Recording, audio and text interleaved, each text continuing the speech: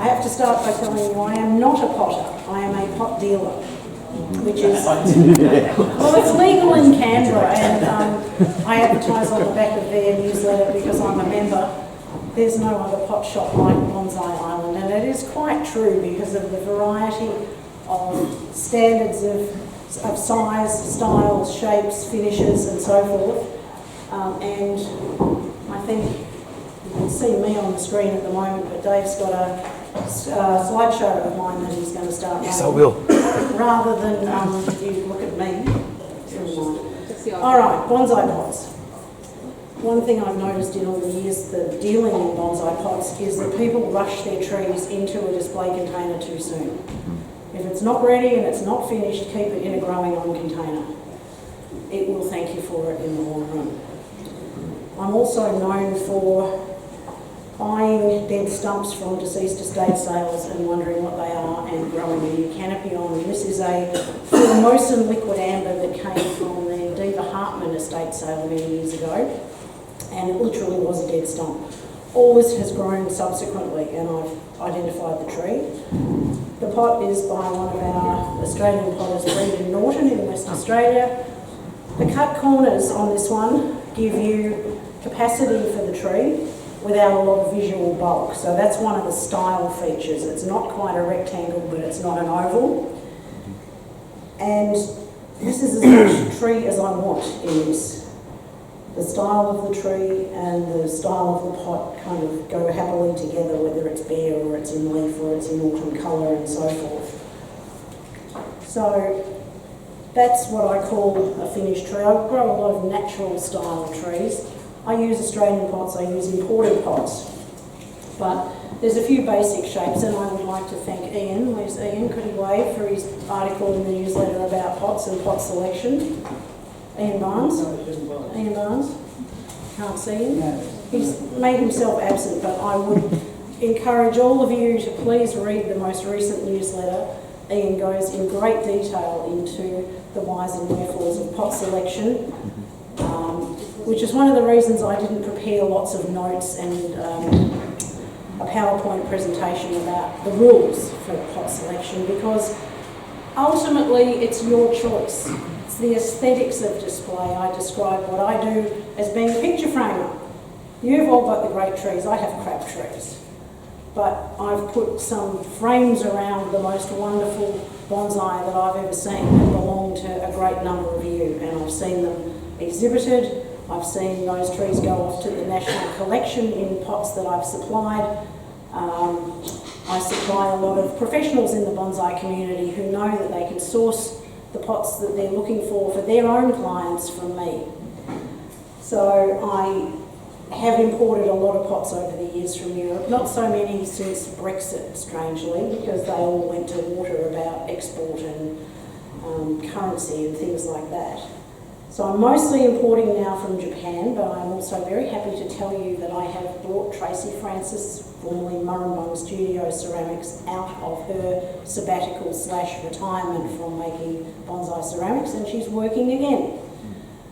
She's in the studio 2 days a week, working for me. She's also at Walker Ceramics for the other 3 days a week as marketing manager, but she works Tuesdays and Wednesdays on pots just for the bonsai community. And I've been to see her this afternoon, and those are examples of the most recent work on that table near the front here.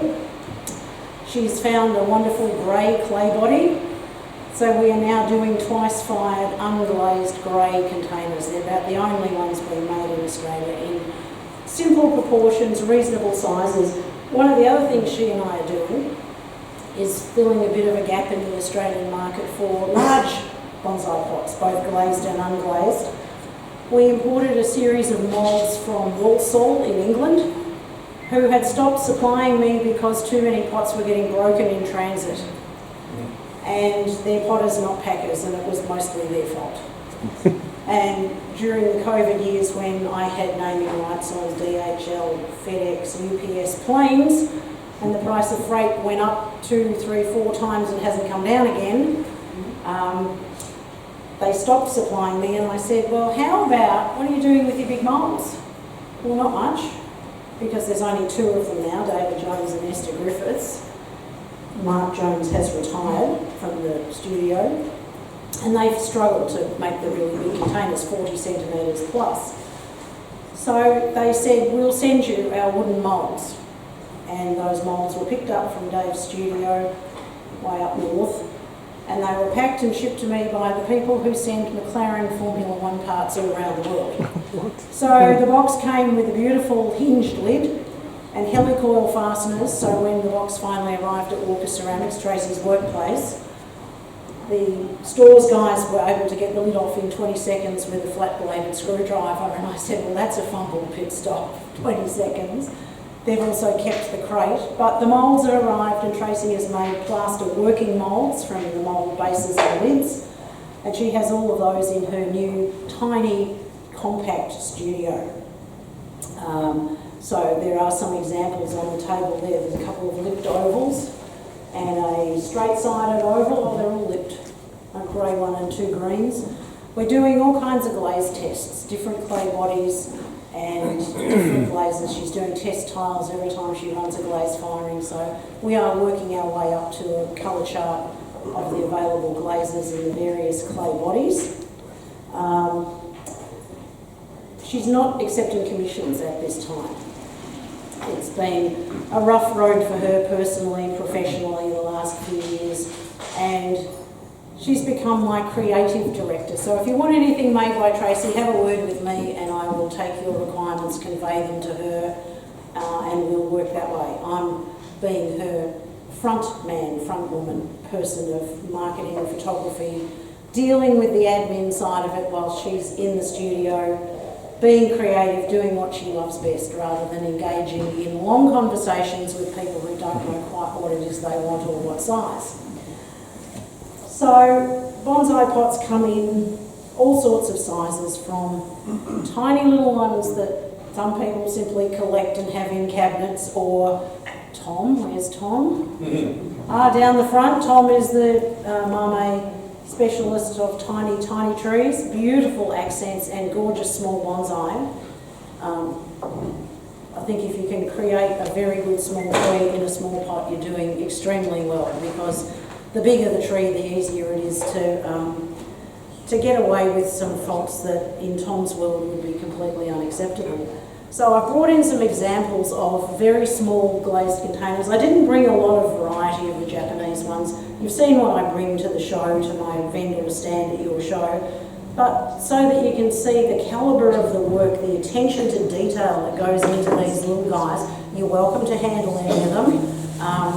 I will come after you if you drop and smash anything, but I've also been known at demonstrations. This is why there's no turntable here, and talks, to put something on, and here's a tree and let's match it up and whack, and the pot ends up on the floor in several pieces. It's also why very kind people offer to help me when I come out of the van with boxes and tubs, and I'll give you guys some help. No, because if I drop it and break it, it's on me. I don't want anyone to feel embarrassed or upset that they might have caused drama. I was getting a hand from somebody at the most recent show, set up and sale, and I pulled something apart and broke it. And my helper was, oh, did I do that? No, you didn't do that. And I'm looking at you down the back, it was me. But a bonsai enthusiast from Bendigo came down, and she does kintsugi repair, like puts broken bits back on pots and does the gold repair and epoxy and so forth. So Susan went home with a $25 pot that had previously been $250. So she's thrilled. She's going to put it back together again and make a feature of the repaired section. That is it's a Japanese tradition to not throw things away, to renew them and make good. What I try very hard to do in my imports, particularly the second-hand or vintage material that has been used, is make sure it's undamaged. If I do discover any cracks or chips or anything like that, I've started to run a series of Saturday specials on the Facebook Aussie Bonsai Pot Auction group with sometimes silly opening bids. Because if there's a chip and you're prepared to live with it and put it in the back of the pot, only you know it's there. It is possible to do bonsai on a budget. Whether your budget is a low budget or an extravagant budget, I can probably help you out. Styles of pots, well, we'll start with something like this one. This is a cascade container. If you use these for hanging cliff style trees, please tie them to the bench because they are inherently unstable, and wind, birds, possums, earth tremors are going to result in disaster at your place using one of these. But they're not so hard to get now that I've discovered source of supply in Japan. So again, you're all welcome to come and have a look at these. So that's the tall style. Then the next most common that we probably see is a rectangle. Straight-sided or tapered with an outward rim, or two kinds of rims on these pots. Outward rim or an internal rim that everybody, I'll never get the tree out of it again, the roots are going to get stuck. Internal rims are used to provide stability in the kiln when the pot's being fired. So don't be afraid of internal rims. If you repot regularly, you'll be okay. Straight rims are actually preferable because you can get down with a knife or a potting sickle and the tree will lift straight out. But for my own customers, anyone who expresses difficulty with internal rims, I offer a potting sickle free if it results in a sale and it's going to make you feel more comfortable. This is also a painted pot, but this isn't a hand paint. This is transfer. It's called Semetsky. There's a transfer is applied and then there is a clear glaze goes over the top. So some of these are reasonably economical compared with the intricate hand paints. Some of you might know Tony Power, who's a member of the club and exhibits with us and visits the show. He's a bit of a fan of intricate hand-painted pots. He deals a lot with a guy in Queensland called Bradley Barlow. So if you're looking for small or medium-sized hand paints, talk to Bradley. Tony can put you in touch with Bradley. Then also in the rectangle, the soft corner rectangle without sharp corners, a very useful shape for most sorts of trees. Proportionally, they can be almost square. Quite wide, good internal capacity, but typically Japanese pots are quite shallow because they work on, in their climate, a depth that's about the same as the diameter of the base of the tree. In our climate, it can be completely impractical and very hard to keep your trees damp and moist in such shallow containers. This one, for example, is almost ridiculous in terms of shallowness, but I brought it along to show you an inked crackle finish. Crackle finish occurs when there's differential cooling between the clay body and the glaze, as I've been told. It can either be left uninked or black ink can be applied, and that's why you can see the black crazing. It's not a fault, it's intentional. The Japanese also have a bit of a philosophy of, if you're going to exhibit a tree, it has its normal comfortable pot that it grows in year round, and then when you're coming up to exhibition time, it goes into a very special display container, whether for Kokofu, Gafu 10, Taikan 10 and those sorts of big shows. There's a whole industry in Japan where you can rent the pot, rent the stand, rent the hanging scroll, pay somebody to prepare it for you to be exhibited. It's really not the sort of do-it-yourself bonsai that most of us enjoy and practice for relaxation, our artistic expression. And in my case, grow you bastard, or the mulch is over there. So yeah, there's big money in Japan in preparing trees for exhibition, but it's always heartening to see this club particularly put on such a great show at its annual show, where the standard of the trees, the standard of the ceramics that suit the tree. So yes, whilst I laugh and call myself a pot dealer, I'm also a picture framer. I can help you find the right pot for your tree. And I've brought in, on occasion, some pots for people to have a fitting here. Hold this one up against, you bring the tree, I'll bring the pots, try this one, A, B, C, D. Shane came a couple of months ago to Yarra Valley Bonsai Society sale day with poor sad broken pot, hoping to find one similar or the same as a replacement. Weren't able to do it at the time, but that service exists, you know. It's always good to be able to bring the tree. I have customers come to the nursery with their trees. So I have a small nursery, small number of trees now, but rooms and rooms with hundreds and hundreds of empty bonsai pots. And I rarely are there two the same. Even things like this, rustic freeform from the same maker. They're different, but they go together as a pair. But I don't supply pots in sets of small, medium, large, or green, blue, pink, yellow, whatever. There are some fabulous glaze artists working all around the world in bonsai ceramics. This is the flavour of the year. Pink spots on an indigo base on a porcelain body. They're being made in Kyoto. Koyo Toan Juko, the new head of the Koyo kiln, is making this one. Yozan does one like this. They've all discovered it, and they're not swapping glaze recipes, but they're competing with each other. It's not to everybody's taste, but Bendigo Bonsai Club used to have a secretary whose name was Purple Lynn, and I brought in a whole lot of mauve and lilac pots from Europe and Japan for her, and she bought nearly all of them years ago, because purple was her thing. And I overheard her one day saying, you know, you just can't get a purple bonsai pot. I said, you just wait. Similarly, yellow pots. When Helen Williams was president of the Bonsai Society of Victoria, it was hex on yellow, but yellow works so well for maples all through the season, particularly with the flaming autumn colours. Yellow is a great colour, and the Japanese have used yellow for years and years. There are some very bright pots. Again, for generally flowering specimens, I'm thinking azaleas, camellias, bougainvillea for those who have a warm enough climate to grow them. And also a lot of these little ones make ideal accents, offsetting whatever it is you're using as your main display tree. There are also very subtle glazes. The Koreans perfected the celadon glaze, the almost translucent pale green, again on a porcelain body. And good examples of this can still be found. Absolutely beautiful, beautiful colour.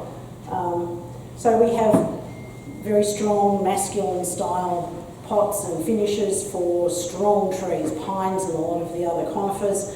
And we have delicate feminine things for particularly the flowering species. And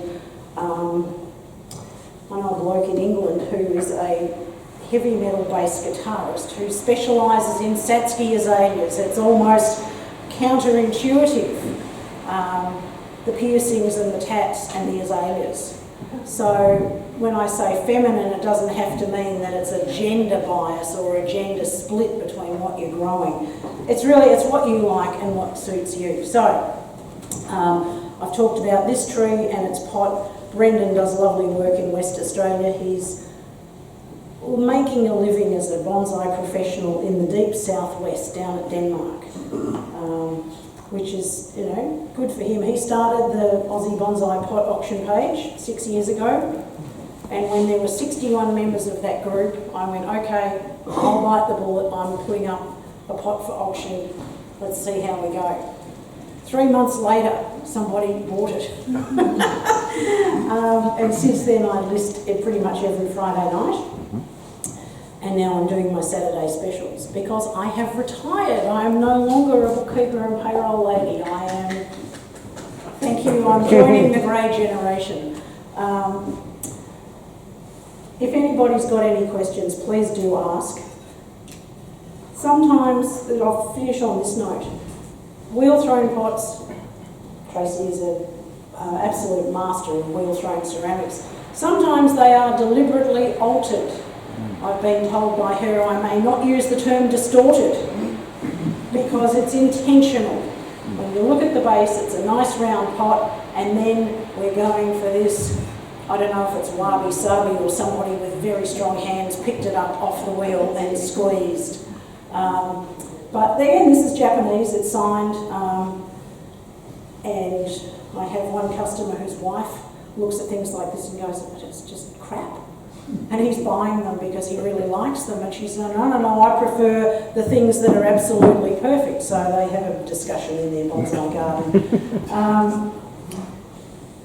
If anyone's got any questions, please ask now or afterwards. Quentin has a question. Yeah, you've talked a lot about pots.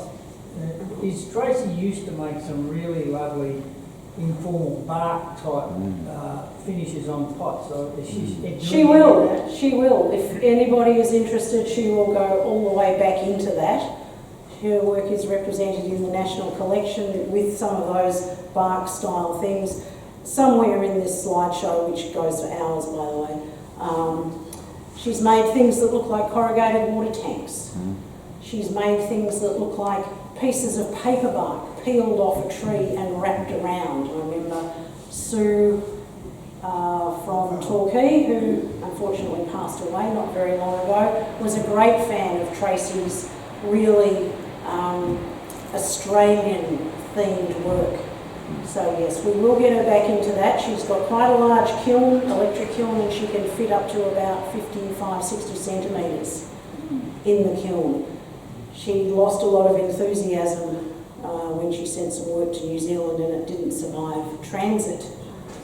I share her pain about that. So I don't think it's us or our packaging, I think it's baggage handlers. But things have been getting across the Tasman quite happily lately. And I can no longer ship to the US because postal service there is suspended indefinitely, so it's almost like back to the worst days of COVID. So thank you, those of you who have purchased from me in the past, those who have asked questions. Always happy to answer questions. I have a bit of horticultural knowledge as well. I trained as a botanist and ecologist many years ago at Melbourne Uni. And I trailed my dad around the garden as a kid. That's how I learned a lot of scientific names of plants even before I studied botany. I don't know a great deal about Australian natives. I'm probably an exotic specialist, if anything. I like deciduous trees, camellias particularly. I can thank Sally for getting me really interested in camellias. And I'm looking forward to doing a workshop with Maria when she comes here at the end of the month. So, thank you very much.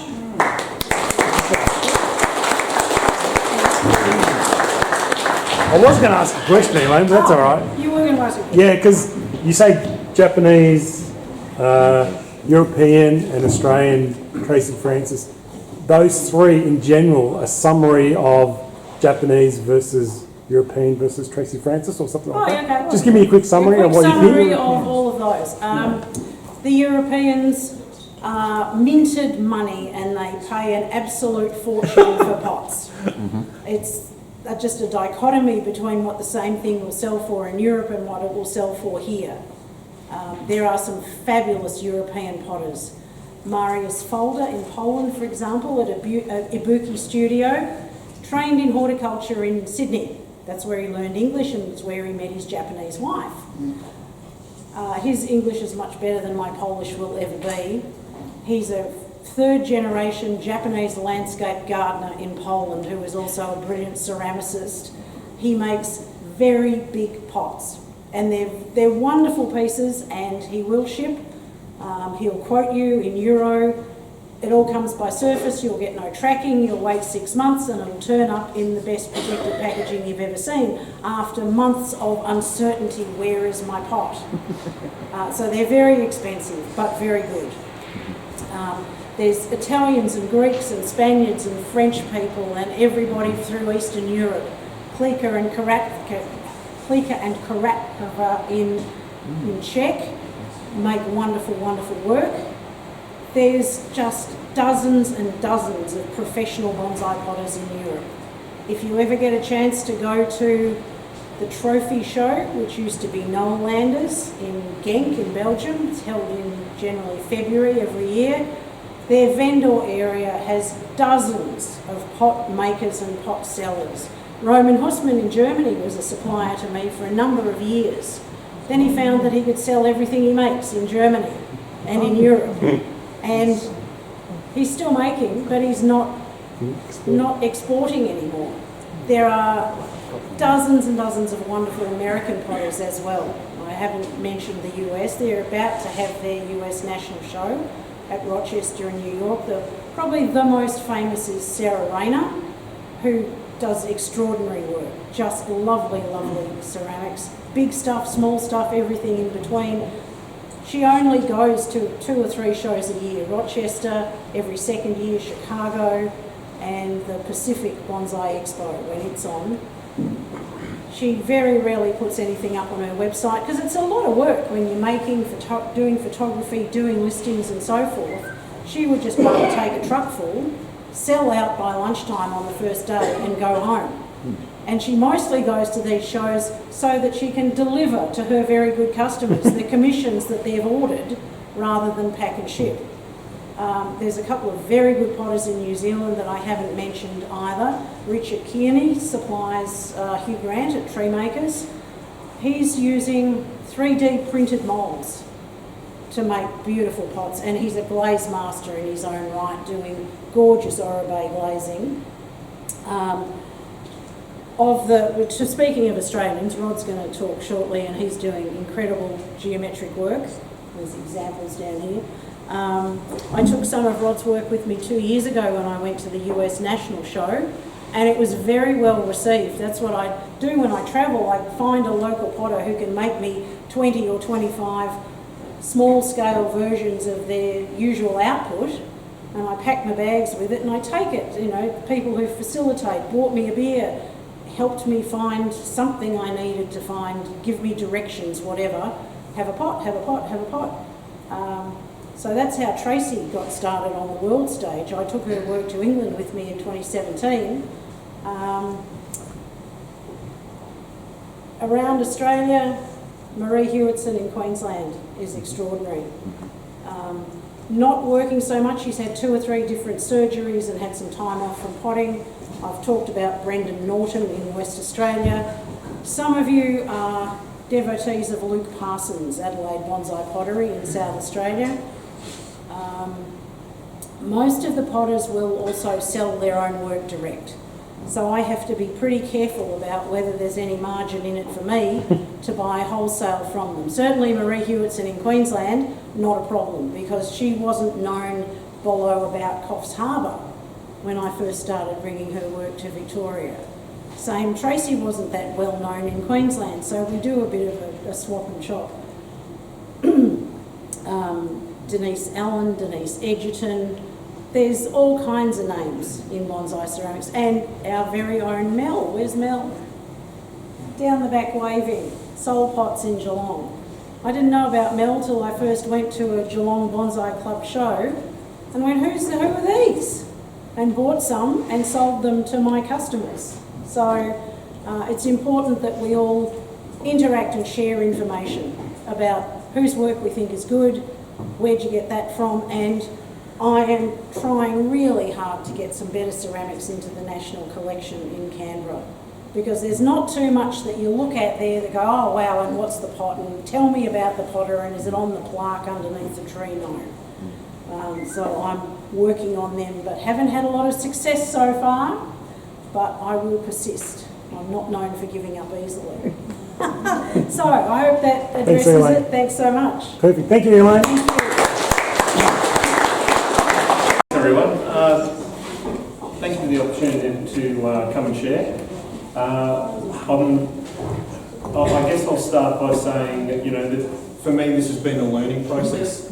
I am about 3 years into ceramics, lucky enough to have had a kiln in high school, and also creative all my life. I am a graphic designer as well in product development and packaging. So there's a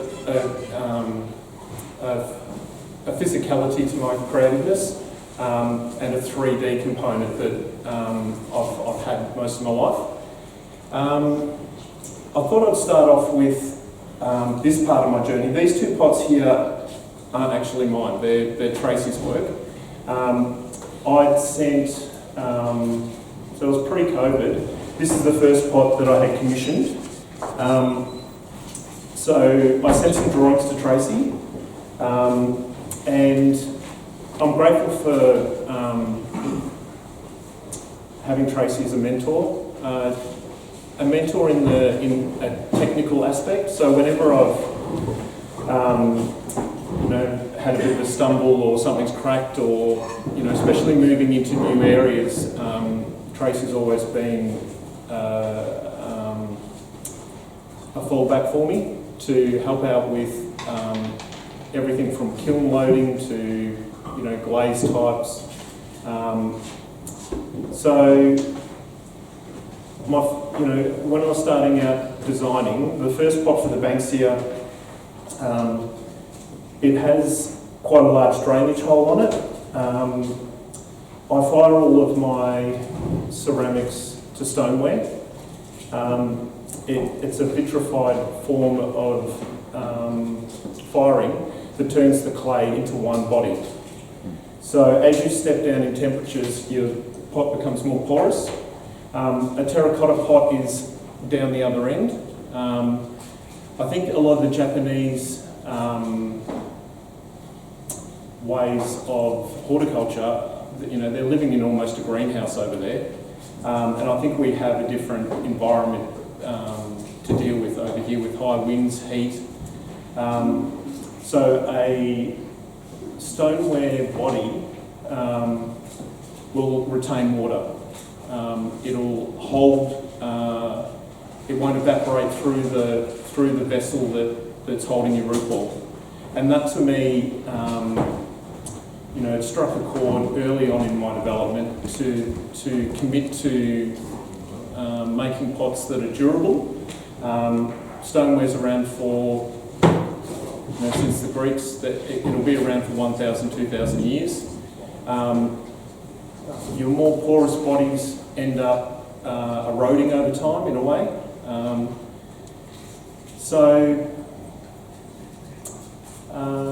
Over in Japan, I can't remember which master it was, it's a master potter that deals a lot with azaleas, and he talked about having thin walls and also having quite a porous body, so that there was an accumulation of water within the root ball. I think my love for Australian natives is I've grown everything early on in my journey, but the Australian natives have definitely struck a chord with me, and I'm predominantly growing those now. And I think that within their growing environment, they have a span of drought, or even in times when they're not getting water, and then they'll have a big abundance of water. Some varieties closer to swamp areas and rivers have access to water all the time, and they can be treated a little bit differently. But even still, a stoneware body will help keep the moisture within the root ball better than an earthenware. If an earthenware body in the tropics or in a fernery where there's an abundance of humidity doesn't allow the transfer of evaporation due to there being moisture everywhere. But as you're growing more and more out in full sun, the stoneware body is going to help.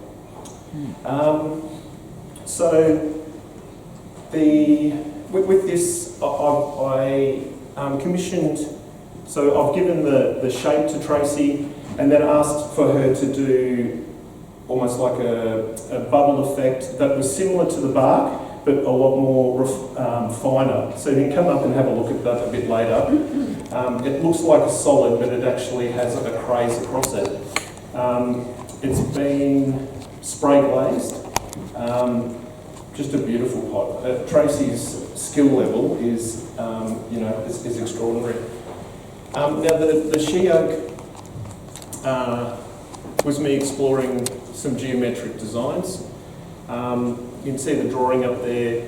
and how that translated through Tracy's expertise. I think every artist has a different hand, and I think seeing and being able to participate with Tracy was the door that opened up the possibility for me giving it a go as well. This is wood-fired, so it has a sheen on it, but it's only the clay. So as the ash and the flame has gone through the kiln, it has made contact, and that's from contact with ash and other components. Yeah. So a lot of my learning is from looking into nature, and in the way that I look at colours and pigment, I'd like to look at nature and look at natural components. So a lot of my colourings come from oxides and things that are naturally abundant within our environment or minerals. So if you flick to the next.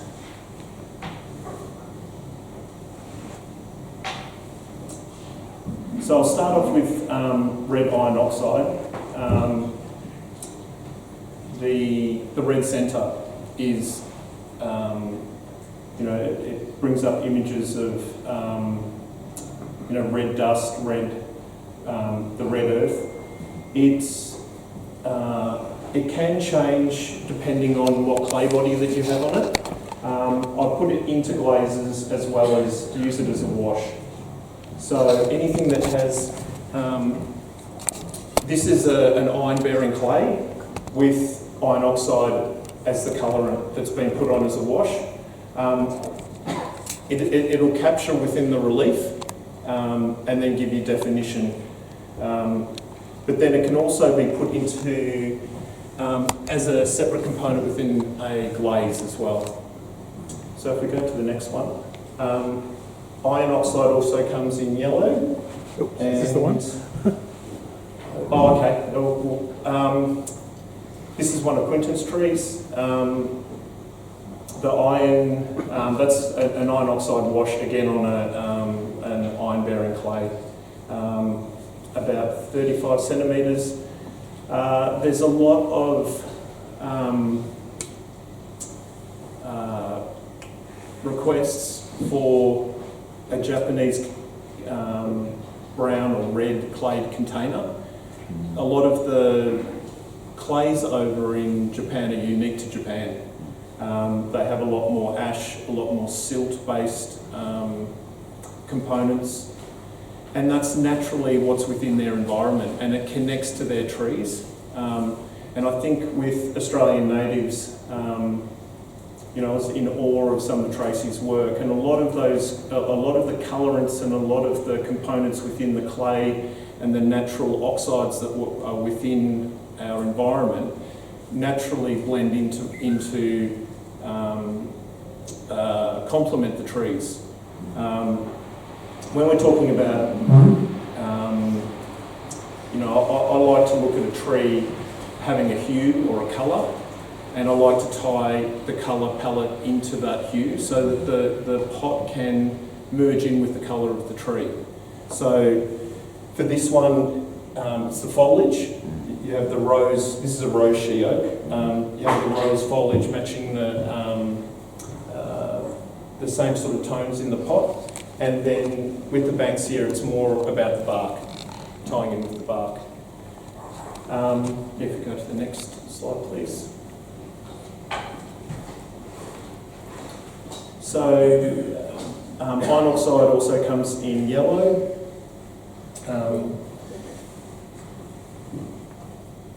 So the blacks are still coming through, but the yellow is on this one is standing out where the bulk of the glaze is thicker. I've named this one Tiger Skin. It came out and it just had that same sort of tonal pattern to something else that's within the Australian environment. And next one. And this is Melaleuca showing us again that similar hue, that you have lighter tones in the bark going through to yellows and greens. And next one.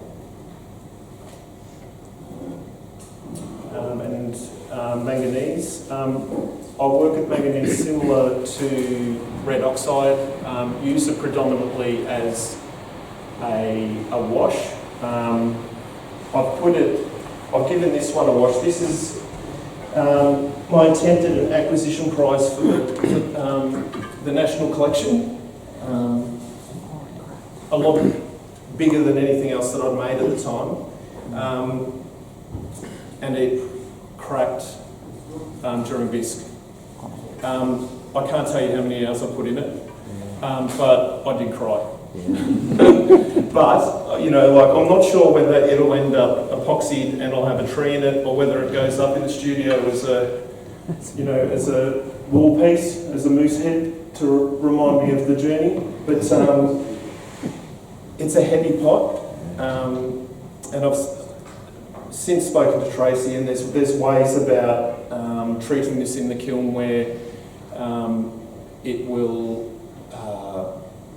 you can get a fired ceramic fine particle that you put underneath, and it'll actually create a skating motion so that it doesn't drag a foot.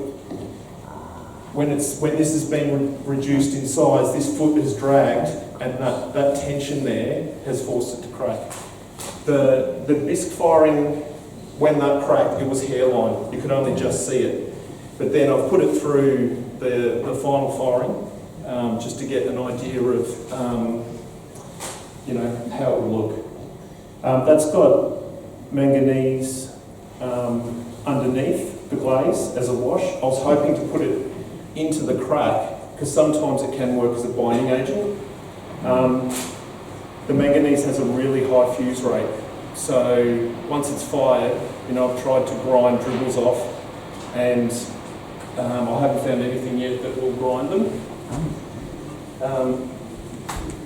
So that was one of the tries. And what's the next one? So cobalt.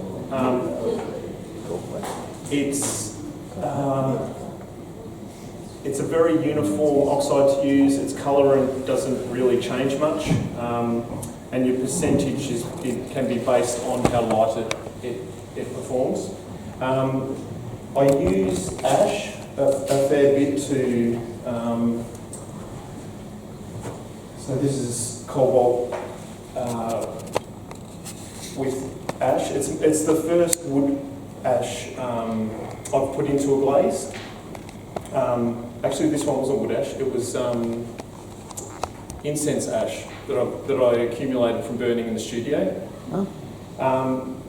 and put far too much on. But when that came out, well, it just gave me so much joy.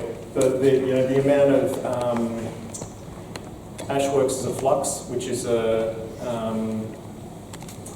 it helps move the components that are in there and helps melt at a higher rate. So, and it also, as it's melting, a lot of different ashes change colour. You want to try just using the incense ash by itself. Yep. You'll be surprised, yeah. Yeah. Beautiful. It gives off a halo of gases during Different the colours. So they're very nice. Tom gave me the original idea, I'll say too. So thank you, Tom. And thank you for your knowledge too. And yeah, the next slide.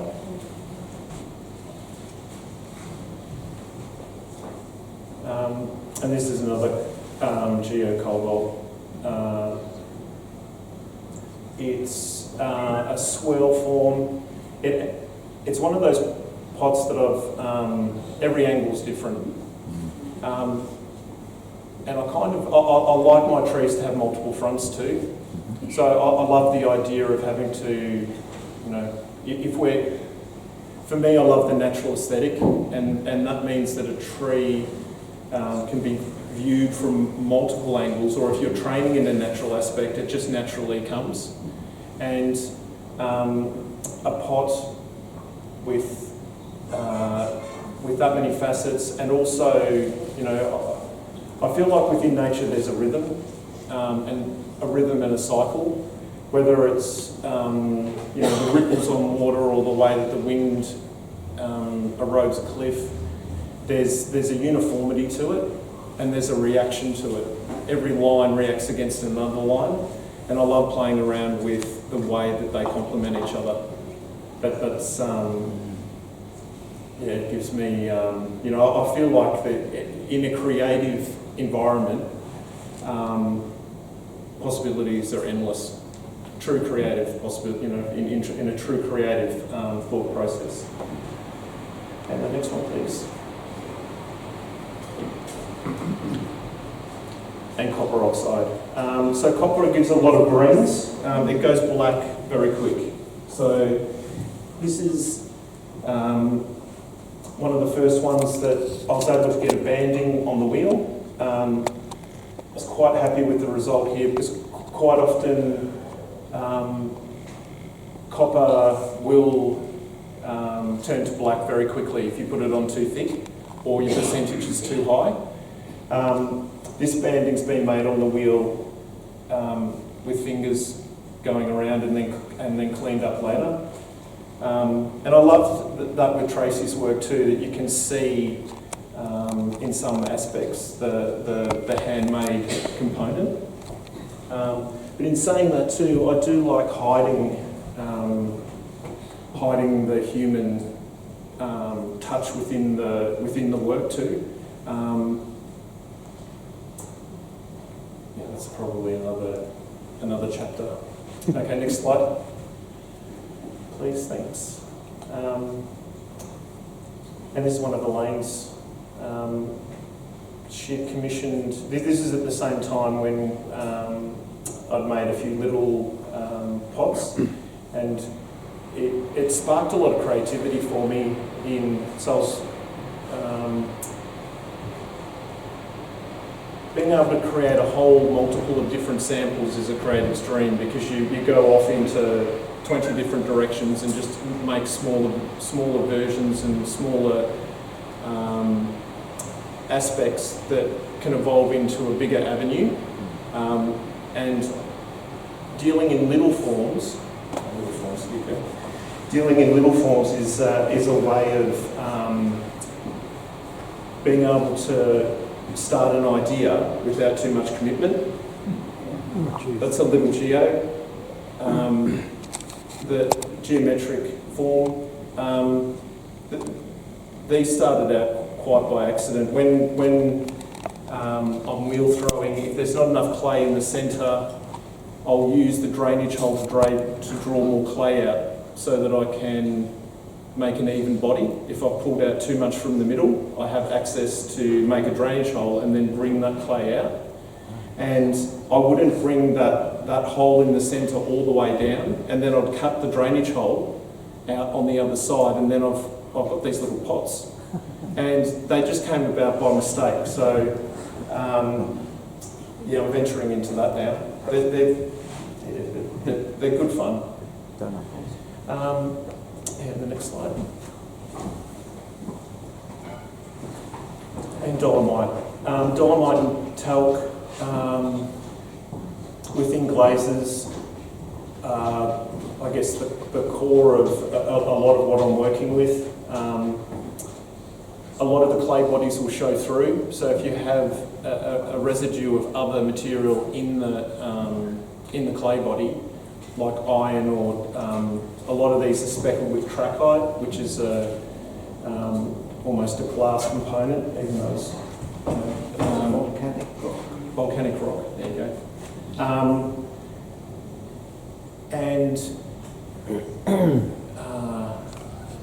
And it's matte.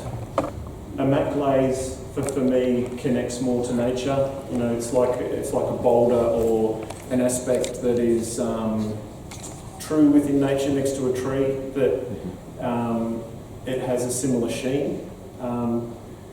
You know, there are water aspects that are glossy, there's wet rocks that are glossy, there's other things that are in there as well to be explored, but I think as a majority, a lot of the rocks and forms are a matte finish. And the matte, the glossy aspect of glazes has a more of a finite skill to it. The porousness in the dolomite sticks to the vessel a lot easier, whereas the viscosity in a gloss glaze can drop off a pot very quickly. So I'm definitely in that matte area. And next slide. So this is exploring a mix. This is I guess the first glaze that I'm persisting with on a regular basis. It's almost like a rose granite. The granite colours through Australia are reflective of the volcanic activity, like a kiln, the aspects of the minerals and other aspects that are within the natural environment making rock.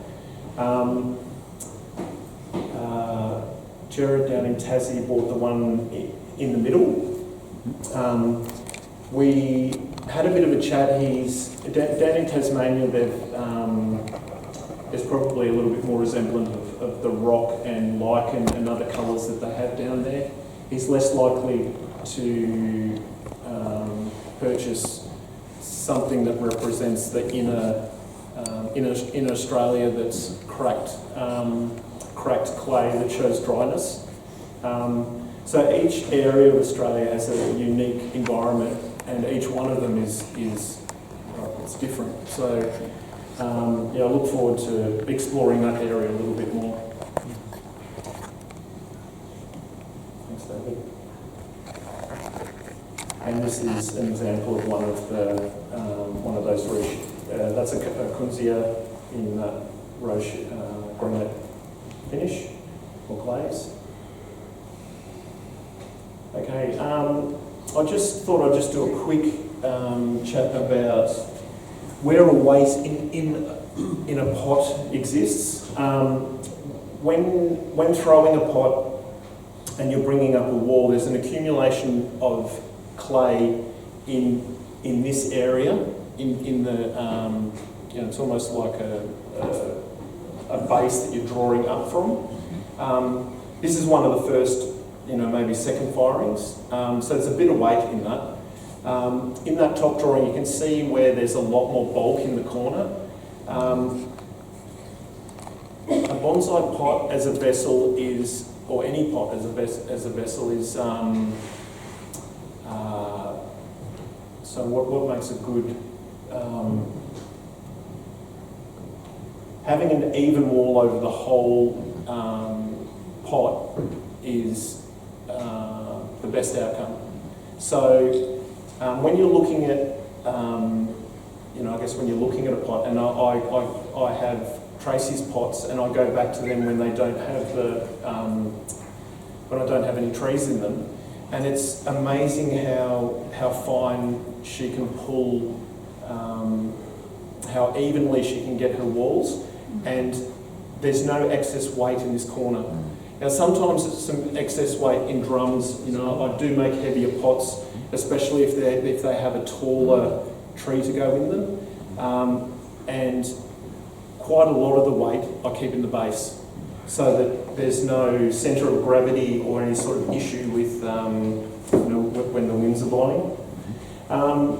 And then a joint wall, when you coil or when you're joining walls, especially for ovals or other shapes, a coil of clay needs to goes into this joining area between the two, which also creates a thickness. And there are different ways of,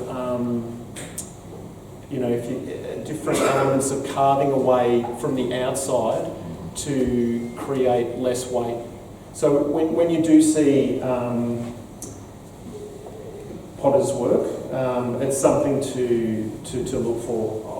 I feel like after 3 years, my centering is getting there. I love trimming, the finishing, the amount of time you know, I get lost in hours of cleaning up pots for the kiln.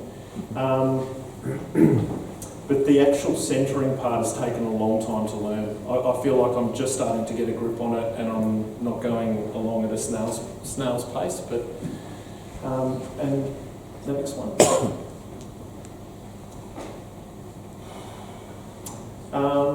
So cutting in feet, I was going on odds. Well, I was cutting a lot of 3s, 5s, sticking to a bonsai number, I guess, you know, with, but I found that 4 is actually quite a good number. You get a visual cut through from the other side. When you have a 3, your feet cuts are on the outer part of the body of the pot. But when you have 4, is that good? That's got 5. Yeah, when you cut 4, you have 2 at the front and 2 at the back, and when you look at the pot on the bench, depending on the height, you can actually see through. So you get light showing in from the back, and it creates, I think, a little bit more of a balance. But it has to do with size too. When the pot gets bigger, if you're cutting 4, it's not a single cut. You need to actually cut a length out of the foot rather than a single cut. And the next slide. And while we're on feet, this is a play on different geometric forms that I've been working on. Integral feet, so trying to take out as many elements. The geo designs can become, I guess, you know, busy, but I'm working on keeping the feet integral so that they're part of the form and don't take on another component or aspect. I'm starting to work on ovals in this, and there's a little bit more mathematics in it to try to work out a balanced cutting regime. And the next one. Starting to get into some bigger pots. This is, you know, I'm up around, you know, 12 to 15 kilos of clay. It's like a fight club. But the more you learn, the less impact you have, and the more you can handle, which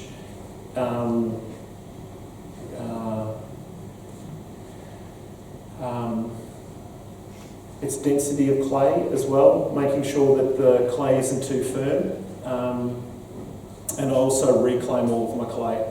A lot of the clay bodies that all the clay bodies I'm using are bought from clay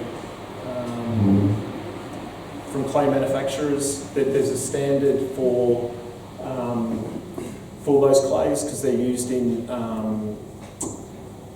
you know, for cups and other you know, for drinking purposes. Other clays that fall with, you know, I guess outside that realm, in industry clays, I don't know, brickers clays. There's a caution with those for me with leaking of salts, heavy metals. There are other components in there that may not be so good for the trees, and also I only use stoneware clay. It means that when I reclaim, I can take the roughest clay and the smoothest clay and join those together to get the roughness with a little bit of pliability. And then there's also some that just stand alone. I don't mix them with anything else. I just give them their own bucket. They don't play as well with, you know, with the other clays. If you're firing for stoneware, nothing will leach out of it. Yeah, right. So, yeah, because it's non-soluble. Okay. Yeah. Yeah, there's some literature out there, I'm sure. And the next slide. I'll just wrap it up with some pictures. Oh, this is stacking the kiln. I use an electric kiln and bisque fire and firstly, and then do a secondary final firing. The bisque firing, for any, the bisque firing creates the porous body. It's only so that it's a more solid form and that, all the glazes and everything will take. And the next one. So this is a creation of an oval.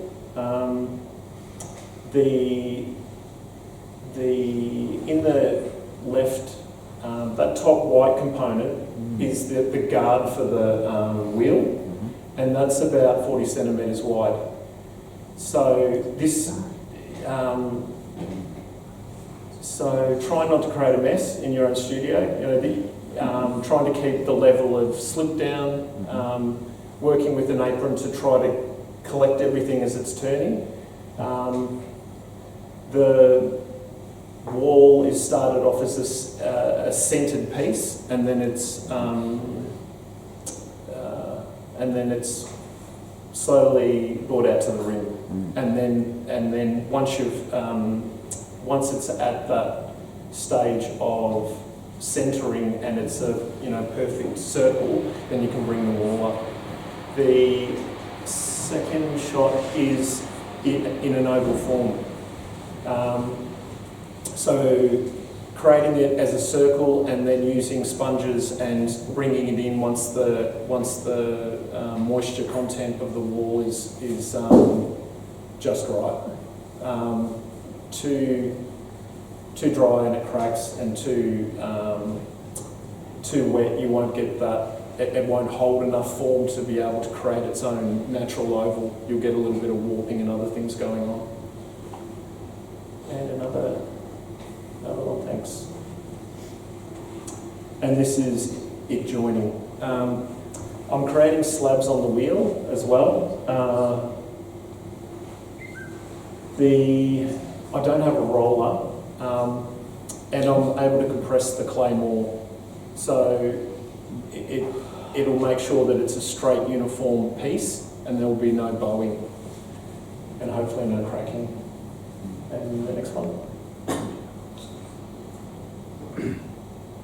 And that's it joined. It'll be, so my kiln's similar to Tracy's. It'll take up to about 55 to 60 as an oval, and maybe 55 as a round. But yeah, so it's not common practice for me to be making pots that big just yet, but I'm learning. So it is, it's a new process for me. How are we going for time? That's it. That's it. Oh, I think that's it. Cool. That was the last one. Last one. All right, Questions?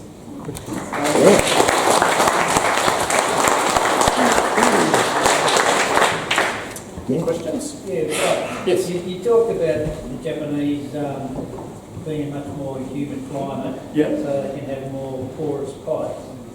Does that apply when they put the glazes on, the shiny glazes? Yeah. Is it still, that's... That's a good question.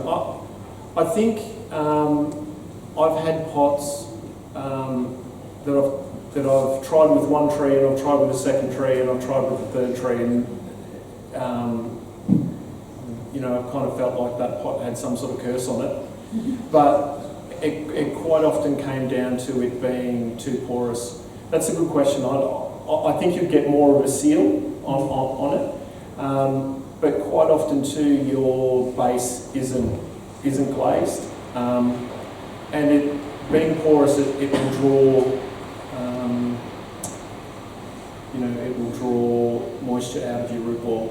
But in some aspects, it might be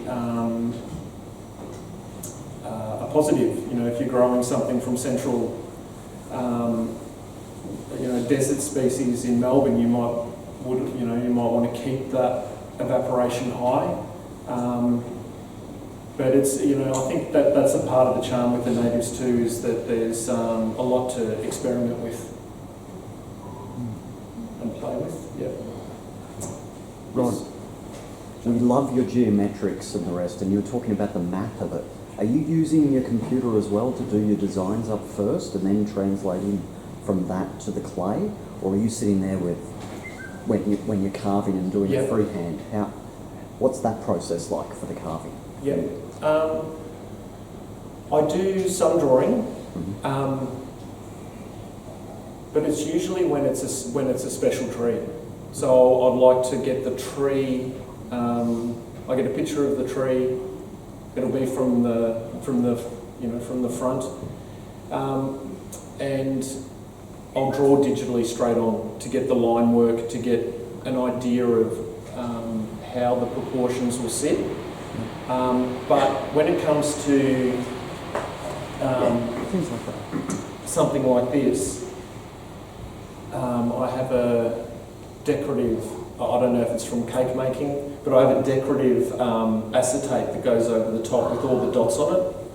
And that's given me a quicker way of working out my division, calculator, and quite often I will cut, if the, in this case, it had a heavier aspect in the base, so I cut the feet out first, and then matched the cut here, and then these two on the diagonal happened because my cutting face was too small to be able to make a vertical. So I work with the clay body rather than have a set idea sometimes. Okay, cool. And there are some times when I think, I know that I'll have to make a cut that I haven't made before, and I've already put the hours in. But sometimes you just got to be brave and cut something new, and then that opens up a new avenue. You have a new form or a new idea, or it could end up in the reclaim. But I think that's a part of challenging yourself, there's a part of me challenging myself, as well as challenging myself within bonsai. I think there's a lot of transferable components of bonsai that are similar. The bending of branches, every tree has a different wood type, and knowing those wood types and how far you can bend it is similar to what you can do with clay. Some clay bodies can be, the finer clays will give you a lot more lenience to, I shouldn't say distortion, but when you're putting stress on the clay, those finer particles will be a little bit more giving, whereas in the groggier clays, in those heavier clays, they won't give, they'll just split.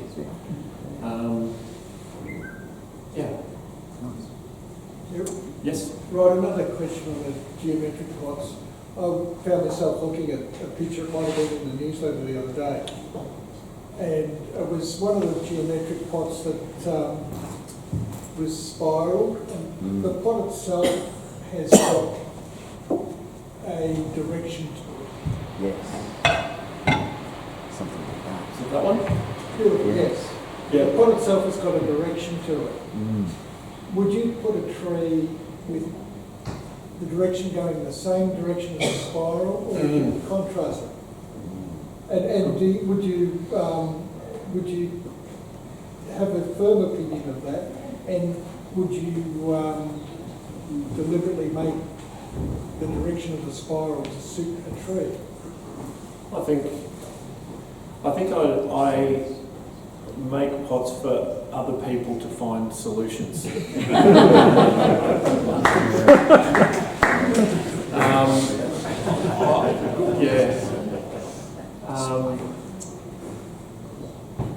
I think that there is a craft aspect and a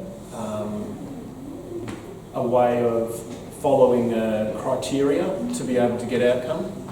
And then I think there's also a feeling which is connected to what what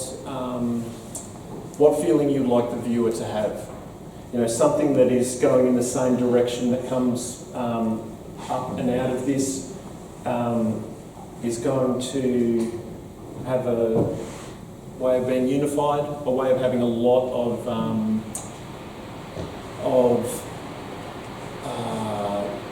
directional component within the unity of the two going in the same direction. But then not all aspects of nature are like that. You know, you can. I found myself looking at that pot, for example, the direction it's going, when I look at it, it's going left to right. Yeah. And I wouldn't want to put a tree that goes left to right. I'd want to go the other way. And Well, that's fantastic. I don't know why I feel that way. Yeah. Well, I think we're all unique, and all trees are unique, and you know that's the beauty of exploring new ideas. You know, I think within Australia we've been lucky in that historically that we don't have that history holding us down. But we're lucky to create a sharp end of ideas for whatever we want to create. This one here's the first, when we're talking about altered forms, this is the first wheel thrown where I've altered the geo pattern into the actual body. And then this component here has been coiled on to create a further element, and that's given it more depth than something like this that has been true. That's just been carved, well, not just, but it's more of a carved element. I love the idea of the rounds because it's one unified body. There's no quite, you know, you can get a pot out of, you know, make a perfect circle. Like Tracy's wheel throwing skills are just phenomenal. And that's really what sparked me on the wheel, is to be able to get something that is truly round and have that frame of a round pot with for your tree to be able to sit with. What do you say when people say, "Can you make me a square one"? They're coming. They're coming. My packaging background would love to go off in that area, but I think with a new skill, I've really I'd like to hone that skill, and I think once I've truly learnt it, then I'll go off and make you know, learn other aspects. I kind of feel like trying to learn 5 at once. You know, it's a totally different technique to be doing a slab build. Yeah. But I'm looking forward to it at some stage. No. Rod, how long would you spend making that pot? Which one? The spiral? Yes. Good question. It's a lot of work often, and in pottery, a third of my time is spent on not doing any pottery. It's reclaiming clay, cleaning shells. You know, is there a day's work in it? Maybe. A lot of and there's so many firsts for me that they're hard to give away at the moment. In a firing though, I'll probably only have a handful of them. I'll be lucky to have 5, and that would be maybe 3 small ones and 2 bigger ones. And it's also the concentration level.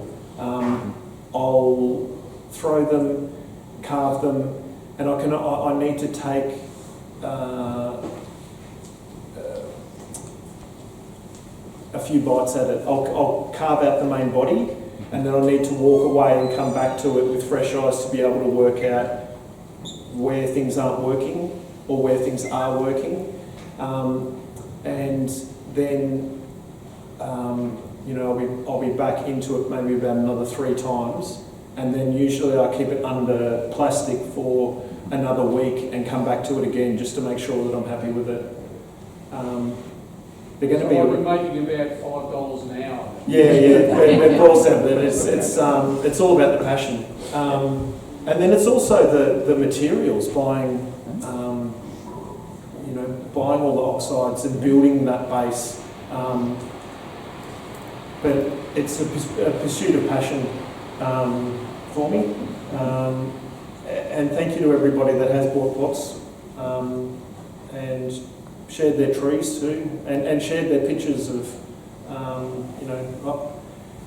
Growing trees is fantastic. Being able to collaborate with other people has given it another joy and aspect for me that has been fantastic.